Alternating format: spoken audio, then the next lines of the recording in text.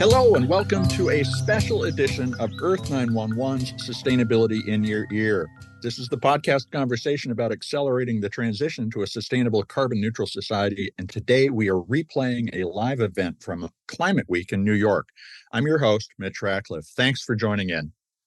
Climate Week, a national gathering of the people, nonprofits, companies, and communities driving the green transition, takes place each year during the week when the United Nations General Assembly meets in New York.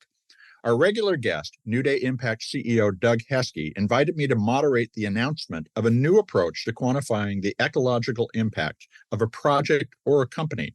In other words, how that human activity can create biodiversity, improved air and water quality, soil health, and social equity. The Ecological Benefits Framework is a new platform for sharing that information. It was developed by the-lexicon, an environmental action studio led by Douglas Gayeton, and you'll hear from him shortly. The Ecological Benefits Framework, or EBF as you will hear it referred to during the event, extends the reporting that we know as ESG, the controversial environmental, social, and governance reporting that is increasingly required of companies by regulators around the world.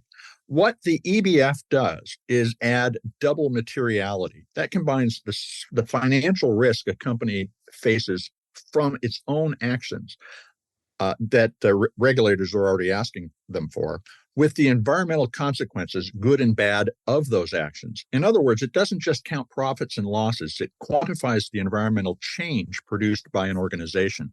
That full spectrum view of our options as investors, shoppers, and citizens is the basis for a comprehensive conversation about reorienting humanity's relationship with nature to ensure long-term environmental improvements. We met in New York with an audience, along with our recent guest, model and activist Georgie-badiel, who explained her project to eliminate water scarcity in Burkina Faso.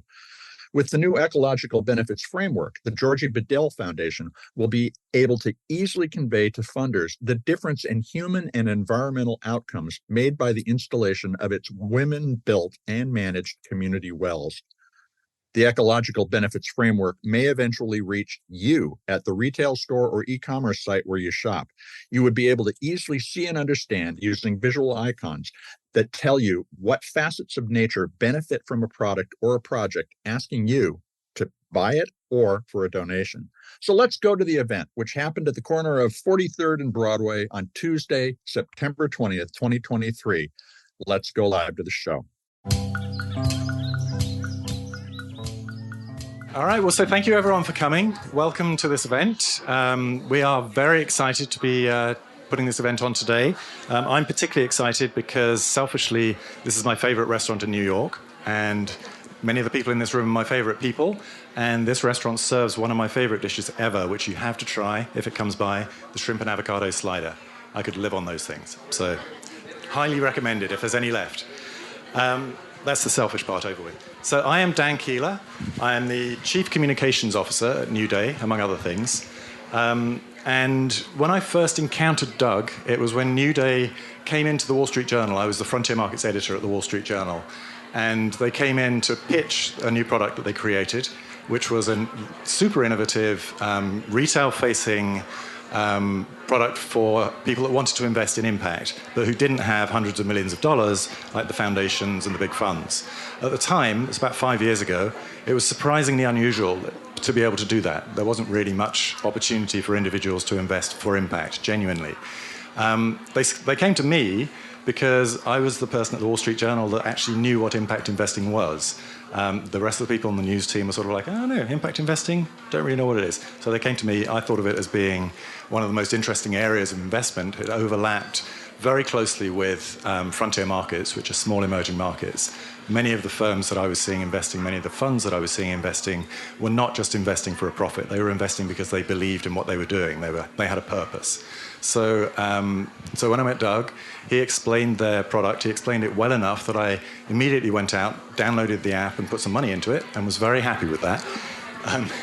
Very happy with the results. But we also kept in touch over the years. So that's about 5 years ago. We stayed in touch probably once a year or so. We'd meet up and have lunch or breakfast. And we always talked about possibly working together, despite the fact that I was very happy at the Wall Street Journal, had no desire to leave at that point. Then we met in June this year, I think it was, and somehow the stars had aligned. I was building a portfolio career, and Doug said, well, can we possibly slot Newday into that portfolio? And so we did. And here I am as head of communications, working with Newday on a bunch of initiatives as well. And one of those initiatives, which is super exciting, is what we're going to be talking about tonight. So one of the first meetings that Doug brought me into, once I started working with Newday, was with Douglas Gayeton, who is the founder of the-lexicon organization. And the meeting was to discuss something called the Ecological Benefits Framework. Now, it is not overstating it to say that I got goosebumps when Douglas started explaining EBF to me, because I was so frustrated, I have been so frustrated over the years, with how difficult it is to really assess impact on a sort of level playing field, a sort of equal framework. So, we've had ESG, we've had the SDGs, we've had all of these different ways of assessing impact, measuring impact, or attempting to measure impact, and it's all been a bit flawed. And the way that Douglas explained EBF to me really kind of opened the possibility that maybe that problem's been solved now. So that's what we're going to be talking about this evening. And that's why I think Doug got so excited about EBF, and why he has really gone all in with Newday into working with Douglas and the team to integrate EBF as a concept and as a framework into the investing process. So they'll be telling you about that later on. So we'll have Douglas and Doug will both be explaining that, which I think you'll find fascinating. One of the other unique things about Newday is its partnerships with impact leaders. This is one of the things that I was impressed with Doug when I first met him, and it's been consistent ever since. They've got very close relationships with some key impact leaders. One of those impact leaders is Georgie-badiel, and she is actually going to be with us tonight and talking about the relationship between Newday and the Georgie-badiel Foundation, which I think is an amazing opportunity to learn about some of the work that both Newday is doing and the work that the Georgie-badiel Foundation is doing, which is tremendous. So thank you for coming. I'm looking forward to that part. We also, obviously, we are an investment firm. We want to go through a little bit of the nuts and bolts about how EBF works in an investment environment. So we're going to have Matthew Zimmer talk to us. He's on our investment team. He'll talk to us briefly just about how Newday is overlaying the investment process with EBF and using EBF to create a more robust measurement and assessment of the impact of the investments that we're making. Finally, you won't have me talking to you at all from now on, because we've actually got an MC for the evening, which is Mitch Ratcliffe. He is the CEO of Earth911. You may be familiar with Earth911. They've done many podcasts, I think with Doug. You've done a few. Georgie, I think you've done a couple of podcasts with them. Fantastic work. If you haven't checked out the podcast, you should, because they're really, really good. And he's just told me that Earth911 is also the world's biggest database for recycling and reuse and recycling.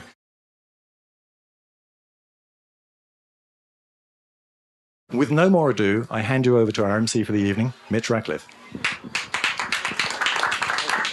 I've got it. Well, we have been talking a lot as a society about ESG, and it's being politicized, it's being defined.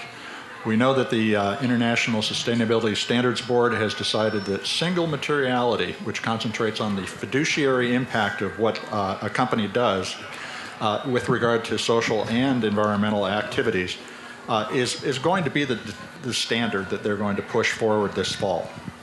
But that doesn't cover the actual impact that the feeling the Earth has when we act upon it. And what we're doing today, as Dan just explained, is introducing the Ecological Benefits Framework, which is a way to publish and share that information in a comparable way in order to make investment decisions, to make government policy decisions, and private investment or private funding decisions. So there's a lot to talk about. And since we've already introduced both of you, I would just want to say this is Douglas Gayeton and this is doug-heske to my left and left. So one will be Douglas and one will be Doug. What I want to do is jump in and talk about this.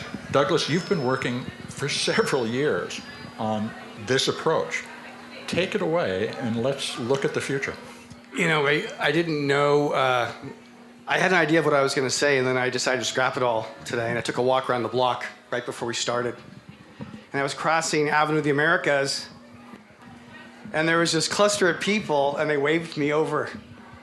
And I said, me? And they said, yeah, come over here. And I went over there, And they said, are you here in New York for this whole climate thing that they're doing? I said, yeah, kind of. Yeah, actually I am. They're like, we've got this whole thing figured out. $5. I figured, my God, I'm going to get the solution to this thing $5. I don't go any more conferences, hear any more panels. That's pretty cheap. It's a great deal. Give them $5. They motion me to come close, and they say, carbon markets. I'm like, really? And they're like, yeah. I'm like, but isn't like carbon like a fraction of something? And you know, we have all these problems. We've got like desertification and biodiversity loss, and we've got erosion, and you're talking just about one thing. You know, I thought you were going to give me something bigger. And they said, oh, you want the big one?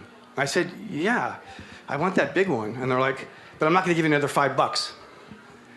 They're like, no problem, no problem. They have me come close, and they go, ESG reporting. I'm like, oh man, it's kind of a bummer. I was afraid you were going to say that, because 7 years ago when I first heard that, I didn't get it. And I was really embarrassed. But now it turns out that everybody I asked doesn't know what it is either, so I feel less bad about that. And they said, oh, you're one of these guys that wants to have everything simple. I said, simple would be good. And they said, no, super simple. I'm like, that'd be really good. So they talk, and they were like, we're going to have to give it so simple that we're going to have to say it in 6 words for this guy. That's how simple it needs to be for him. I said, I would love that. And they gave me this piece of paper. They said, here's the 6 words. And it was on the paper, and I was like blown away. I'm like, this is incredible. And then I came here and started telling people what happened to me just now. And it turns out I'm not alone. I know you told me that you got one, right? You got a piece of paper. Right? I think you got one too, right? Do you have it? Can you tell us what it says? Air, water, soil, biodiversity, equity, carbon. Wow. Did yours say, Christoph, did yours say the same thing? Yeah, water, soil. You got one too, right? Did it say the same thing? Because that's kind of, I would almost call that a coincidence. Air, water, same thing. Yeah, it's really crazy, right? So they say that wisdom is longitudinal pattern recognition. Over time, you keep seeing the same things happening. For 5 years, the Lexicon has run an accelerator for good ideas funded by Google. And it's been an amazing journey. Everything from food as medicine to national dietary guidelines to food packaging to biodiversity. 1,000 companies and NGOs all working under NDA. We're finally going to be releasing this in January of 2024. It's called Green, Brown, Blue. The common denominator that all of those activators shared is that the world increasingly is less preoccupied with certifications and practices and more focused on the outcome. What happened as a result? Did I achieve impacts that I wanted?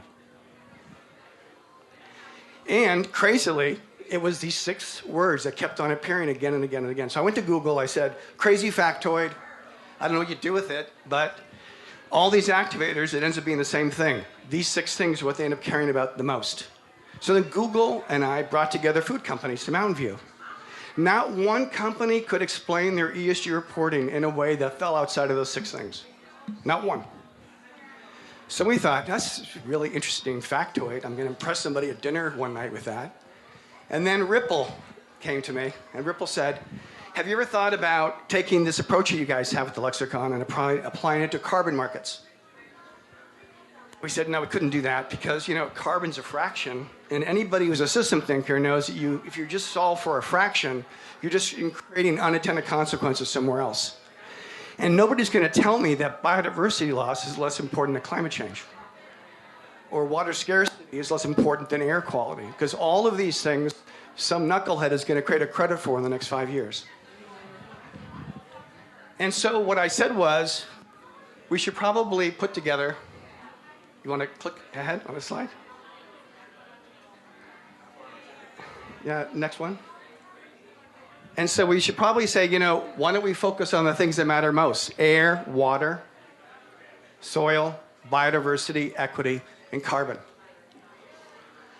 That journey with Ripple was pretty interesting. We came to some really interesting conclusions. You can go to the next slide. We decided to then take it further and take this principle of ecological benefits and gathered all those guys who somehow kept quiet for 9 months. There's a lot of people in this room. And didn't talk about it. So we could just figure out, because I would always say to them, it could end up being the most stupid idea in the world, so you don't want to let anybody know about this, so let's just keep it under the rug for right now. But can we create a framework for ecological benefits? Now, it's not a new idea what I'm going to talk about tonight. The software industry, mobile phone makers, made a very, very fundamental realization, is that phones need to talk to smart appliances. But a phone maker doesn't have to make a deal with every single appliance maker. That'd be insane.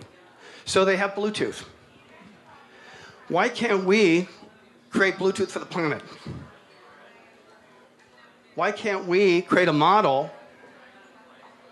that takes all of those paths that are different, but finally go in the same direction to the same destination? How hard would that be to do? And that's what the Ecological Benefits Framework is. This guy forced our hand. We didn't really want to talk about this tonight. I feel that we're maybe 6 months out. He forced us to make a website in order to be able to come to this event. But I'm going to give you a snapshot of the kinds of things this amazing group has been working on since January. It all started with this. Pacific Biochar, carbon credits sold to Microsoft. Microsoft was so compelled by this that they literally put out a press release saying, we bought these biochar credits mainly because of all the co-benefits associated with biochar, none of which we could qualify or quantify, so we actually had to put out a press release. We showed from a Pacific Biochar credit on the Carbon Future platform, if you had added in all the other ecological co-benefits, how you create a more three-dimensional model for how to look at it. From there, we showed how you can create digital wallets that are standardized across markets, how you could create ecological benefit bundle tokens that can look at data fidelity from self-reported across the range to certification, so that you don't have measurement being a barrier to entry. We have to start somewhere. To when you create things that go on the market, they can be unbundled. You can create derivative products. Next slide. And suddenly you can create a digital fingerprint to actually explain what people's activities are. And this is still in development. It's not live yet. But this team has done 24 case studies around the world, everything from ecoforestry projects in Sri Lanka to plastic removal projects in Indonesia to biodiversity projects in Colombia with Drea Burbank at Savimbo, my hero. But how do you explain that in a way that is visual, it's machine readable, it makes people more literate and fluent, and gives them a visibility without having to read a 300-page report in 9-point type of what it is that they're supporting. And I got so confused by people explaining to me how marketplaces work to fund this. You've educated me a lot in the last 3 months, thank you. That the team has built a tool that will come out in the next couple of weeks that actually explains how you finance ecological benefits. Whether you're a philanthropic family office or a pension fund, whether you're a sovereign. And it explains all the different purchasing decisions so that you can create a totally transparent transaction between a buyer, the project, and then the beneficiaries that come on the other side. It's an interactive tool. It'll be live. You can play it on your iPad. It'll be live in the next 3 weeks, and I'm super excited by that. So I'll leave it there, and I'll leave you with a simple question. It's a question I ask everybody that works in our team is, can you actually change the future? Thank you. Thank you, Doug. So Douglas, I was a networking editor at a technology magazine back in the early 90s and covered the rise of Bluetooth. And I remember before then, everybody had their own cable. You had a cable for the printer, you had a cable for every damn thing you bought. How does the EBF bring all of that different information together and express it in a way that it becomes comparable and interchangeable? Can you summarize that? I know this is a deep question, but it's one that I think a lot of people are going to be interested to know. The problem is that people aren't talking about the same things. And we are all siloed. And so we're never going to solve the problems that are facing us if we can't agree on the most basic thing, which is what are the impacts that we need to contribute to? Is there a way to define that every activity we do can positively put us one step closer to the solutions we seek? We don't have a framework for that right now. We have to start somewhere. I would argue that EBF is a very modest proposal that is going to take the localization and adaptation sector by sector. We've leaned into what Doug's going to talk about later today, because Doug is showing us how you take this and apply that to impact investing, for example. Well, a lot of people would look to the various certifications and frameworks that are out there already, and ask how their validated positions are going to be integrated with one another. But nature itself is a thing we don't fully understand. In fact, we don't understand it very well at all. Are you creating an open space where all of this can continue to evolve as we increase our understanding? Bluetooth doesn't tell you not to buy a Samsung phone. Bluetooth says that Samsung phone, if it has Bluetooth, is going to talk to every other smart device.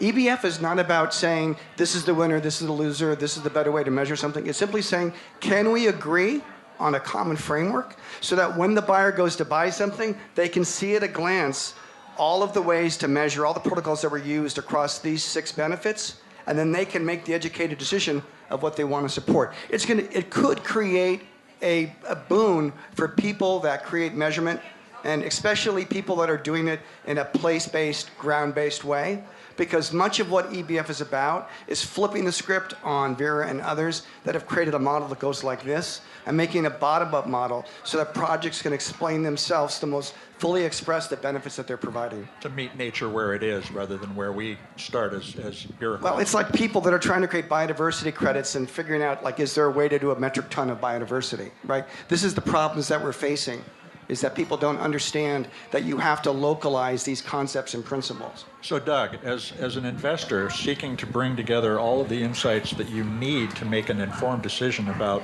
not simply the financial outcome, but the environmental outcome of an investment you're going to make, how are you going to use the EBF? So I've been in the impact investment space for multiple decades, and what I'd share with you is that this is perhaps the most exciting project that we've ever been involved with. Douglas and I were first introduced to one another through a common friend who's highly respected by both of us, who's a marine biologist and now running an ocean organization in California by the name of ReefGen. And I went to Chris and I asked him the question, how we solve for some of the impact measurement problems that we were having, but also the impact storytelling. And he said, you need to talk to this guy. And he said, there is nobody that has a better command over how to convey impact and how to direct capital or get capital moving towards the right areas. And so Douglas and I spent a little bit of time with one another. A little bit? A little bit. And it's been interesting because I think we've known one another now for 5 or 6 months, and I feel like he is an incredible friend and has, he talks about the education that we've brought to his space, but I can't tell you what he's done for our team. And it's interesting because we have wrestled over the course of the last 12 months, given all of the skepticism and scrutiny that ESG has suffered from, what is an alternative framework? There's got to be something better than what exists today. And that's understandable, too, because ESG as a framework was never really designed to be used as an investment tool. It can be a good risk management tool, but that's where it ends. And so our work at Newday is very, very different than a lot of other impact organizations, particularly ones that are focused on the public investment space. Because everything that we're doing is really focused on markets-based solutions, as opposed to just investing in public companies. And we're going to talk more about that this evening as well, and the importance of that approach, as reflected in the work that we're doing in our oceans portfolio and program, and the work that we're doing with the Georgie-Badiel Foundation as well. Now, a lot of folks have been marching this week here in town, and there's a lot of talk about degrowth. Why is a market-based solution the right way to go about changing the way we use and reuse resources? Yeah, so Capital, as we all know, is an incredibly important tool. And our objective as an organization, I'm sure for all of your organizations as well, is to get capital moving in the right direction. But capital isn't the only tool, and it's one of the things that we have embraced since our inception, the importance of advocacy and engagement, especially with corporate organizations that have in large part been a major creator of the problems that we suffer from on a global level today. But from our perspective, there are three critical components to market-based solutions. It's grant capital, of which there's more than $500 billion given to nonprofits and NGOs every year. It's investment capital. And the global investment market is something like $125 trillion today. The private capital market is about 10% of that, or around 10 trillion. And I'm going to borrow something that we heard from a very good friend of ours, Philippe Cousteau, a number of months ago when we first started working with one another. And we were talking about grant capital, charitable giving, and everything. And we were talking about the size of the investment market. And Philippe, who was sitting there dependent through his organization at Earth911 on charitable capital, and he said, wait a minute. He goes, I want a seat at that table. And that's why we began working with Earth911 International, because even if we can take a very small percentage of whether it's the public investment market or $125 trillion or the private market and direct that in the right way, we can make an enormous change. But there's one other important component here, and that is consumer and institutional decision making. And so you can invest all the capital that you want in public organizations or even in private organizations, but unless you get people thinking differently about the impact that they have on climate change, on water resources, on ocean health, you're never going to make a bit of difference. And the challenge today, the paradox today, is that when you talk about climate action, individuals seldom are thinking about the impact that they have given their small climate footprint. But all of us today, we live in this world today where every single one of us has a major responsibility to do everything that we can.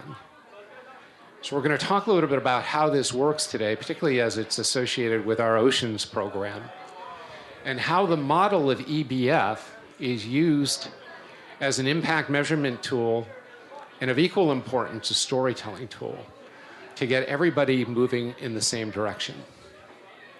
We're a small organization today. We're 9 people.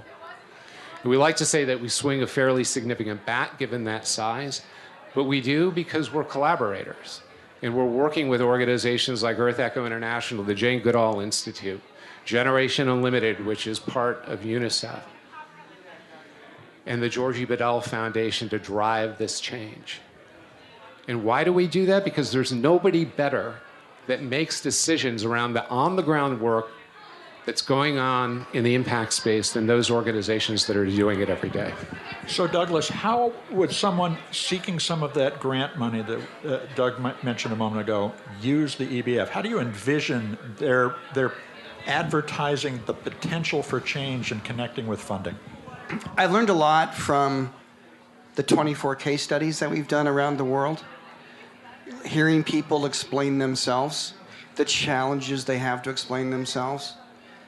You know, often it's a land tenure problem. They can't state that they actually own something, so there's all kinds of financial barriers to actually making a benefit payment. But also, they would like to measure things, but they don't know how. And I believe that the next wave is going to be something similar to the participatory guarantee system, where people on the ground work together to collaborate, to figure out how to measure things in their communities. You know, so inspired, as I mentioned earlier, about Drea Burbank and her work, because I think people on the ground are going to come up with these place-based models. Grants, micro-grants, are going to give people the funding to figure out how to tell their story and measure it. Again, I'm reminded of the transition we went through with digital technology. We talked amongst experts for decades, and then we had a lot of standards discussions, and then real technology burst on the scene, and we developed a shared language as a society. How do you see the EBF promulgating that shared language? I don't think we have a shared language. I think we're data-driven on the quantitative side, and we've completely disregarded the qualitative side. And I think that we need to bring them both together and talk about qualitative and quantitative data in a way that's reciprocal. Well, I think that's what happened over the course of the last 20 or 30 years, but only after the standards had been established in technology. But this is not such a rigid environment. Yeah. Well, I think part of the challenge that I've always experienced is that people will hold off certifying or validating a certain methodology or practice because they want to have years and years of research. They want, which is certainly warranted, but I kind of think that this plane has run out of runway. Well, to your point, at the grassroots level, you just have to jump in. You have to start to do something. You have to start with self-reported, and you have to know that everybody's on a path of continuous improvement, and you have to meet them where they are, and the marketplace is going to become more savvy, and they're going to underwrite those first movers who, in the absence of an existing methodology or certification, created a methodology themselves.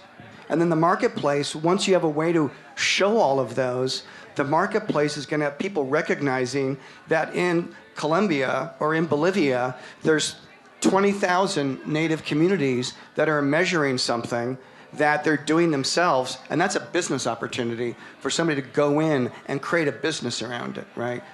And that's what the participate guarantee system is, an interesting model to think about. We need to rethink all of these top-down systems we have because they're only serving people who pollute, who want to feel less bad about doing bad. We have to have a completely different model that's more bottom-up. So, Doug, how do you envision that bottom-up emergence of a shared consumer awareness that creates the total transformation of society? Does it happen because of the investments we make, or does it happen through the storytelling that we perform about the investments we make? It happens as a result of the combination amongst all three of those things that we were talking about. Grant capital, investment capital, advocacy and engagement tied to consumer and institutional decision-making. And so I think it's important to go into an example because a lot of this is obviously theoretical. And it took me a little while to get my arms around everything that Douglas and his incredible team of people that were building this. And when Douglas first started to share some of the work that they've done, I was like, how the hell is this guy doing this, right? Like, this is an enormous feat. And then I began to meet other people of the team, and I understood very quickly around the resource base that was contributing to this effort. So I'd like to tell you a story, okay? And this story is related specifically to one of our impact initiatives. And so we, as an impact investing organization, historically have focused on really 5-6 impact themes. And they've been climate action, ocean health, clean water, diversity, equity, and inclusion, biodiversity, and conservation. This story has to do more with the 6 foundational pillars of EBF. And as Douglas had explained, the work that's going on relative to this program touches all of those. So these two fellas up here, Will and Bill, those mischievous little creatures called krill, operate in the Southern Ocean. They are a foundational food source for everything that goes on in the Southern Ocean surrounding Antarctica. Douglas said to me today, I'm going to use this because I thought that it was really impressive. There's 70 trillion of them in the ocean today. They are one of the most important carbon sinks on the planet today. And you know what we're doing? We're eating them. We're crushing them up. We're squeezing them for their oil, very valuable super omega-3 oils that are used in a variety of different institutional processes. For supercharged omega-3s that are consumed mostly in the United States in the form of nutraceuticals, for livestock feed, for aquaculture feed, for pet food. The challenge is that the krill population today, Will, Bill, and their entire family are under attack. And they're under attack as it relates to what's going on related to climate change, but also as it relates to the overharvesting for those numerous areas that are used for humans. and for livestock and aquaculture.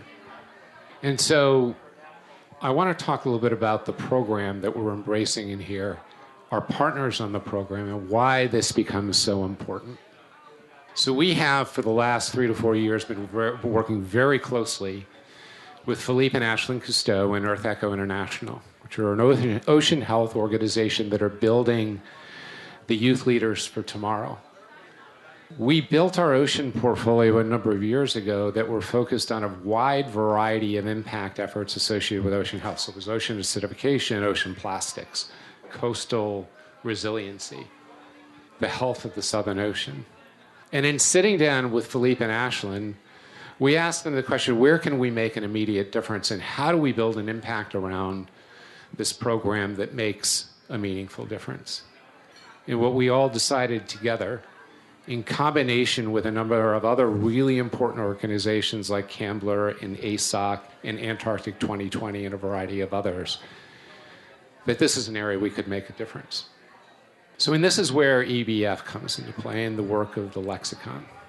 So we have shifted our ocean portfolio to focus on those core areas that are pertaining to the work that we're doing in ocean health. The health of the Southern Ocean, the krill population, coastal resiliency, and a variety of other things. But this is much more than an investment portfolio that we're raising funds in, both as a separately managed account and an exchange-traded fund. But it's a comprehensive program that is being run with those aforementioned organizations to drive change. And over the course of the coming months, we're working directly with Douglas and his team to engage the entire network of people that participate in this effort. And in early 2024, we will be formally launching the campaign, which will run for a period of 3 to 5 years to address, number one, the consumption of nutraceuticals. Number two, how krill and super omega-3s are used in the production of livestock feed, aquaculture, and pet food. And we're doing this in a variety of different ways. First and foremost, we are not an activist manager, but we're a manager, an investment manager that advocates for change. So we are already in the process of reaching out to a number of major organizations that are public companies that are distributors of krill-based nutraceuticals. The best news is that there's a replacement. And that replacement is algae-based nutraceuticals. This all seems somewhat crazy because krill only produce super omega-3s because they consume so much algae. But organizations like Iwi Life and SOVA, which is one of the organizations that this Cousteau organization is running and supporting, are natural replacements. And we know that they can fill the demand gap. So that's number one. Part of this is about building a presence with consumers so that they change behavior. So in 2024, there will be a major advocacy campaign that is tied into the work that we're doing in addressing consumer behavior. And there's a long list of other tactics that we are going to be pursuing over the course of the next 5 years to advance this. There's another super important part of this, and it ties in directly to the work that's going on by ASAC and CAMBLR and a number of others in the Southern Ocean, and that is marine protected areas and the creation of new marine protected areas, which we are advocating for as well. Now, you're also going to make a film, and I'm looking forward to the feature film and the Will and Bill Stuffies. Well, to be fair, we're not making the film, but we are engaged with an organization that is producing the film out of Denmark called Scenery.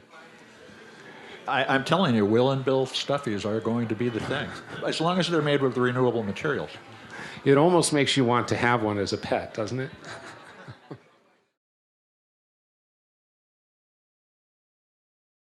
Storytelling always requires a subject, and I think we have a fantastic example of that here in the room, and I want to move to that part of the conversation now. Let's invite up Georgie-Badiel. And thank you, Douglas and Doug. You'll be coming back in a few minutes. Great. Thank you, Mitch. Georgie, please join us. Thank you so much for joining us. Absolutely. Georgie, your work is so inspiring. You showed me how one person can really make a huge difference. Your foundation has helped more than 350,000 people in Burkina Faso with new wells and community centers that provide clean water, sanitation, and study areas and community gardens for all of these people. Tell us about the work and how you got involved in it in the first place, because I think that your origin story is so inspiring. Thank you, Mitch. Good evening. I didn't hear you. Maybe we should do it in my dialect, which is Grunzi. When I say aïe buen, you just have to repeat aïe buen. Aïe buen. There we go. Now we can start. I have to say I'm so grateful to be here. Thank you so much for having me, and thank you, doug-heske, for what you do, for believing in an organization like GBF. I'm very humble and honored to be here. How did I start the Georgie-Badiel Foundation, Mitch? So I started GBF in 2015. I started the organization not because I wanted to be another founder of an organization. Is number one. As a young girl, I used to walk 3 hours to fetch water with my grandmother and my cousin girls. Fetching water wasn't something that I liked because I'm not a morning person. So every morning, my grandmother would come and knock at the door at 6 a.m. Georgie, let's go get the water. And to me, it was a big no. One of my cousins reminded me, he said, you used to actually go behind the house, you would sit there, you would cry for a good hour to wake the whole village up. And so I was blessed to become Miss Burkina Faso in 2003, following that Miss Africa in 2004. After that, I had the opportunity to go to Paris to start an international modeling career. I have to say that living in Paris was amazing. I didn't have no issue of water. I could have... And it went pretty well, too, didn't it? Yes, absolutely. Every night I could take a bubble bath anytime. Until in 2009, my sister was having a baby. I was so excited. I want to go back home to welcome the baby. Unfortunately, my sister, that is privileged, I have to watch her wake up between 2 a.m. and 4 a.m. To get water. That changed my life. That changed my life because I couldn't understand that a pregnant woman who is ready to give life have to do that. So when I came back to New York, I co-founded an organization called Models for Water with a friend. And what we were basically doing with Models for Water, 100% of the funds we were raising, we will give it to other organizations to build wells in Africa. Some of them were based in Burkina Faso. But unfortunately, none of these organizations were working in my grandmother's village. And God bless my grandmother. When I taught her what I started to do, she said, oh, don't force this organization to come and work in our village as long as other people have water. Very humble, very kind woman. A few years later, my friend decided to stop the organization. God bless Heidi, she's from Boca in Florida. So access to water wasn't something that she loved it. Helping was something that she loved, but she didn't feel like she wanted to continue. I understood because we were on the peak of our modeling career. So we couldn't do it. So I was hurt. I said, you know what? Let me share my childhood story through a children's book. Have you ever heard of The Water Princess? The Water Princess? Yeah, okay. It's me. It's based on my childhood story. So I said, okay, let me give 100% of the book deal to another organization to basically build the first well in my grandmother's village, and I was super excited. And the funds was also enough for that organization to build even 3 wells if they want. They took the money, they went to my grandmother's village, and they came back with the excuse of, we don't know how they will take care of the well, we don't know how they will maintain the well, so we are going to build the well somewhere else. I was completely heartbroken because I felt that I'm not someone important, right? Meaning that I don't work with the government, and if I don't stand up for the people of my village, nobody would basically do it. So they went in and built the well completely somewhere else. I was mad, and I started the Georgie-Badiel Foundation. Well, and you know, more than 2/3 of the people who have to deal with the lack of water are women or young women. And you did much more than free them from that. You also gave them training. The women of these villages are building and managing the wells and the community center. How has that changed the opportunities where these installations have been put? I will follow up with the story. So when that organization built that well somewhere else with the excuse of, we don't know how they will take care of the well, when that specific well was broken, guess who they call? They call me. That well is broken, exactly. But I wasn't supposed to be the one maintaining it, right?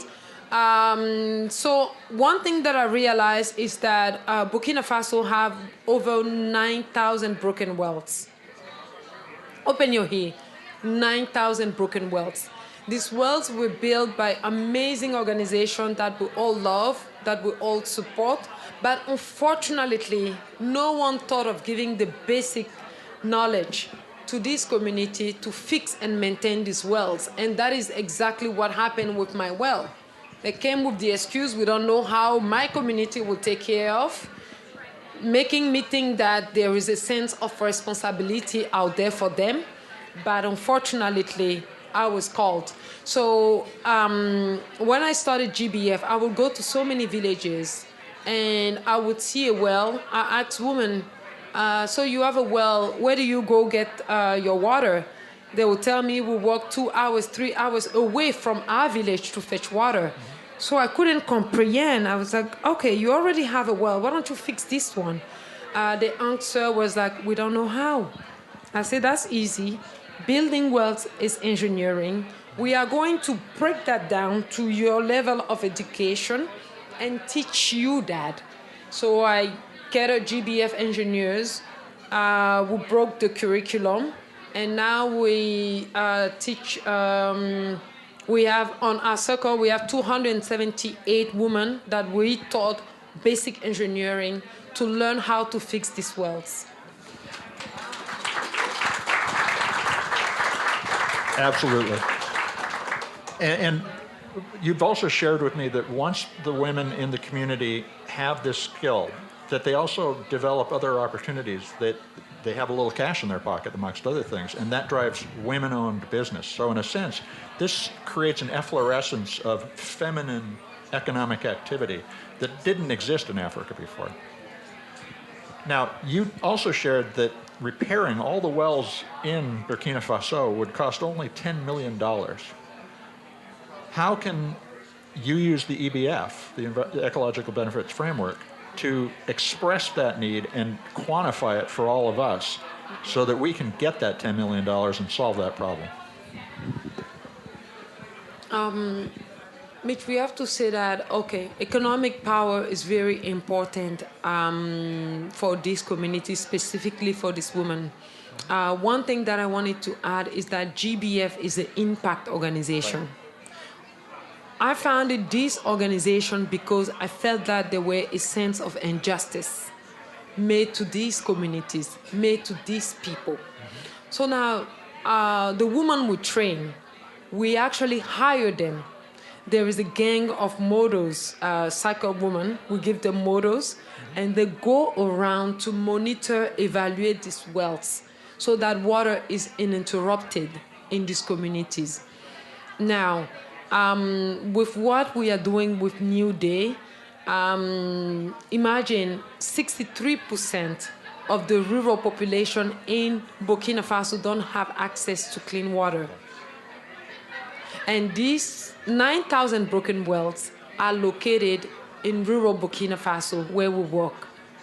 Imagine if we fix them, if we get to raise the necessary funds to fix these over 9,000 broken wells, the impact we are going to make. Because I have to say one thing, Burkinabe are not lazy people.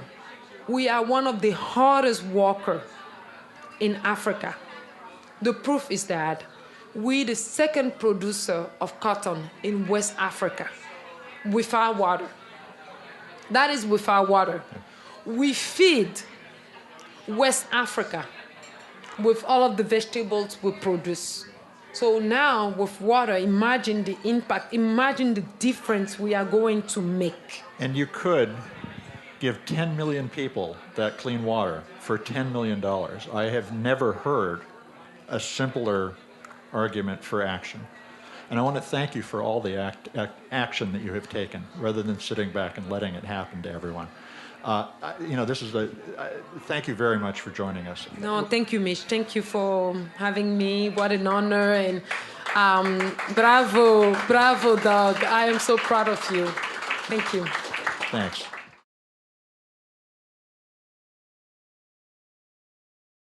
Now, we want to bring up Matt Zimmer, and I'm going to have to actually read a little bit here because I want to get his bio right. Matt is Newday Impact's Director of Governance Research and Co-Portfolio Manager, and he's going to lead the application of the EBF in Newday's investment process.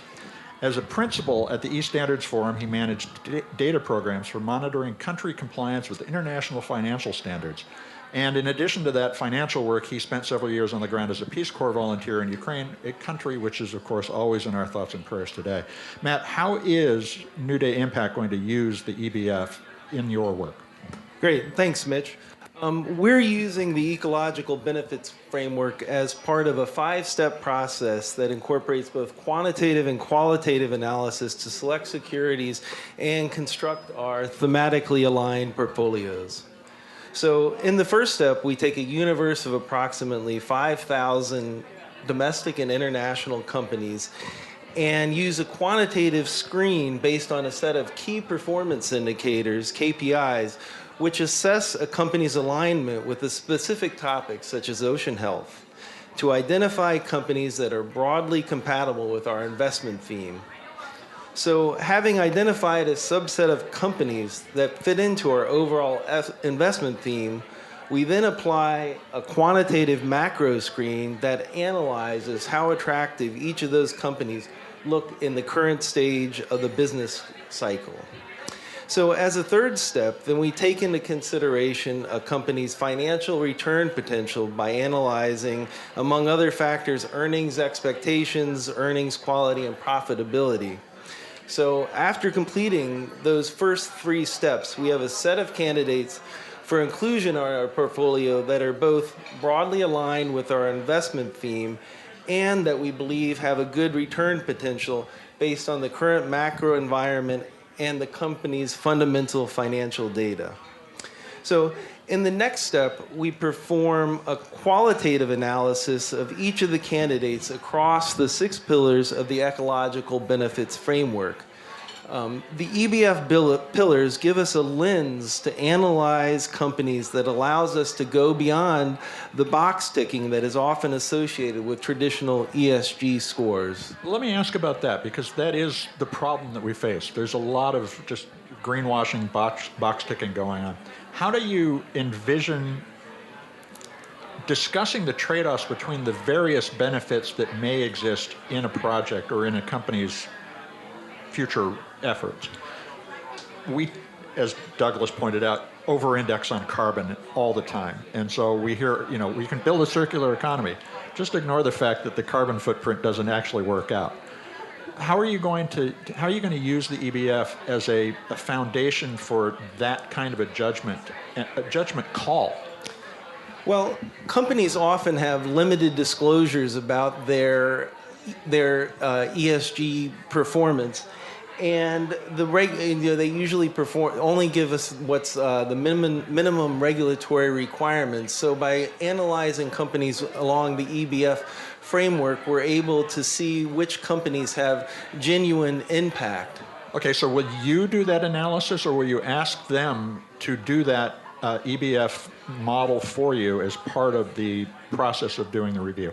This would actually be something that we would be doing ourselves. I hope that someday companies will begin reporting more fulsomely around this EBF framework, but right now what we would be doing is looking at the companies and teasing out that information from various publicly available sources. So do you think that it would be worthwhile to publish your findings so that the EBF becomes the basis for that more fulsome reporting that you're describing?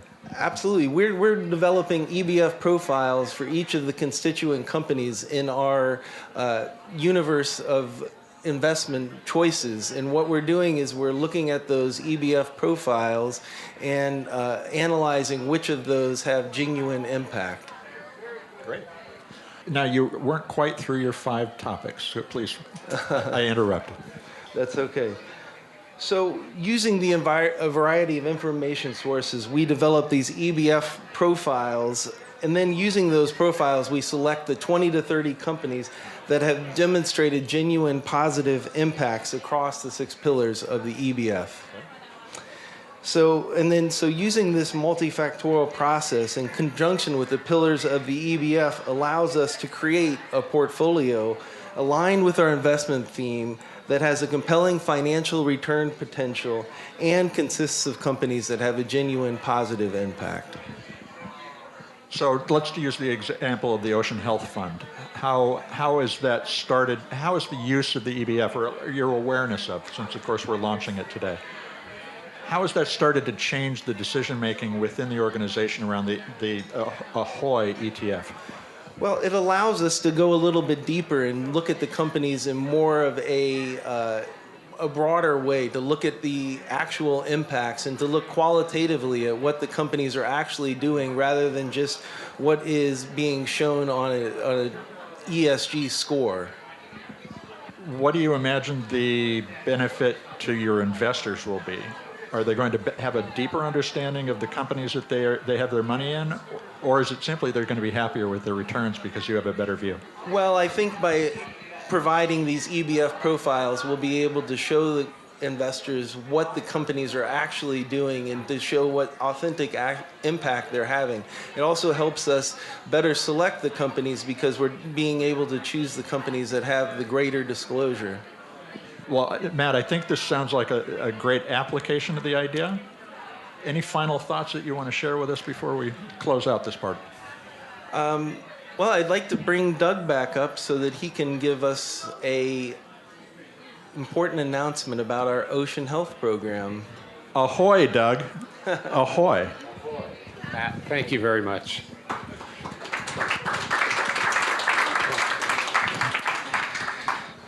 So there are a couple of other things that I'd like to share.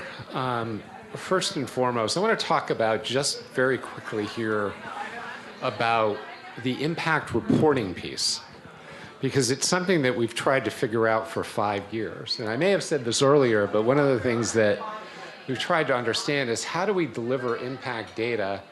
How do we tell the story about the incredible work that Georgie-Badiel is doing or the Cousteaus are doing, and it not feeling like a homework assignment? And so we designed this impact report a couple years ago.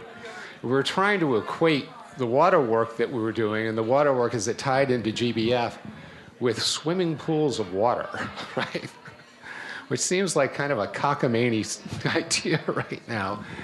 Because I was asking myself, well, if you report that Georgie-Badiel produced 30,000 swimming pools of water or something, does that mean anything more than how we were currently reporting it? And I wish we had time to do this, but there is some work that Douglas and team have done around the storytelling piece of this that's absolutely fascinating and super impressive. So we're looking forward to doing that kind of reporting on a go-forward basis. I want to close with a couple of things. I don't like the narrative we're living in today. I've got 3 kids at home, and they look at me every day, and they ask the question, what the hell we're doing? And whether it's species extinction, climate change, global warming, social unrest, it's overwhelming. It's overwhelming. You turn on the news, you open up the newspaper, and I ask myself every day when I get up, what the hell are we doing about it? And what we need is more Georgie-Badiels, more Douglas Gayetons and his team, more Philippe and Ashlyn Cousteaus that are doing this work, and we need to help them. We need to help them get to the goals that they want to accomplish. And we need to get everybody moving together and collaborating to take action on this. This is not impossible. Douglas asked the question, can we change the future? You're damn right we can, but not in the way that we're doing it today. So we need to activate behind all of this. Matt had referenced that we had an important announcement relative to our oceans program, and we do. So just this last week, we received official word from Schmidt Marine Technology Partners. Many of you know Eric Schmidt ran Google and Alphabet for a long period of time and is one of the most respected organizations, ocean organizations in the world today, that they are funding our oceans program. And we couldn't be any more excited about that because it gives us the momentum, the catalyst that we need to go to a very long list of other foundations and families and institutions to take this effort forward. So this is all work that we can all be doing. It's all work that we need to be doing. And I want to thank all of you for spending the time with us here tonight. But when you go home tonight, when you go back to your hotel rooms, don't forget about this, right? Because what we always say is that if we go and talk to people about the work that we're doing collectively, and everybody that's here is a part of Newday and the EBF team, that if people leave and say, well, that was interesting, then we failed, okay? So we have to do more than that. There is one more thing. We run a set of investment portfolios today that are important portfolios around those 6 pillars that we were talking about earlier.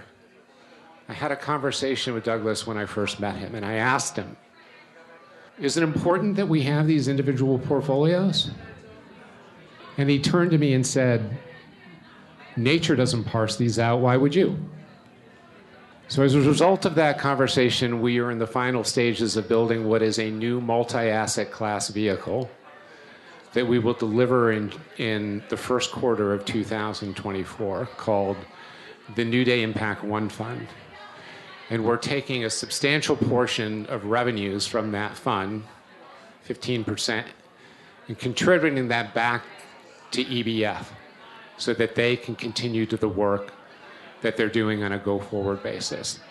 We want this to be foundational. We want this to be a catalyst for raising a lot of additional capital to expand this effort, not just domestically, but globally over the next couple of years. So I want to thank Douglas, all of your team members here who truly have been extraordinary. This is, by the way, this is not just work that's gone on for the last couple of months, but it's gone on for years. And I think it's, when you look at the output of what these guys have accomplished, it's a really that. Mitch, thank you for all the work that you're doing at Earth911. Thank you. Truly impressive. And to all of our partners, Georgie and everybody that's been a part of this important event, thank you for coming tonight. Let me just close off with one thing. You know, is this going to be a moment that you'll be able to say someday, you were here? You'll answer that question for yourself by joining and participating and backing this effort and contributing as you can. And you can start by going to canyouchangethefuture.org and sign up so you'll be part of this movement. And don't just stop with signing up. Share this with your friends.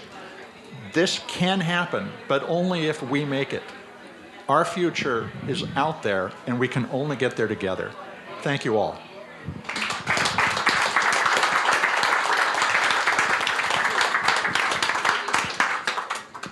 That was a presentation of the new Ecological Benefits Framework at Climate Week in New York. The tools and methodologies you heard about will be emerging in waves over the next year, and we'll keep you up to date as the project becomes a movement.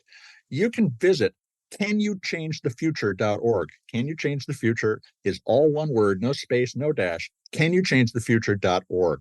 And sign up for the newsletter updates there to track where the EBF will change your ability to make an informed decision. I hope you'll take a moment to share this podcast or any of the more than 420 other interviews we've done on sustainability in your ear with your friends, family, your coworkers.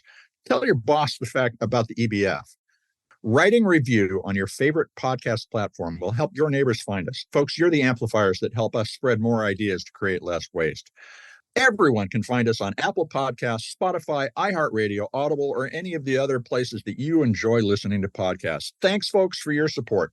I'm Mitch Ratcliffe. This is Earth911, and we will be back with another innovator interview soon. In the meantime, folks, take care of yourself, take care of one another, and let's all take care of this beautiful planet of ours.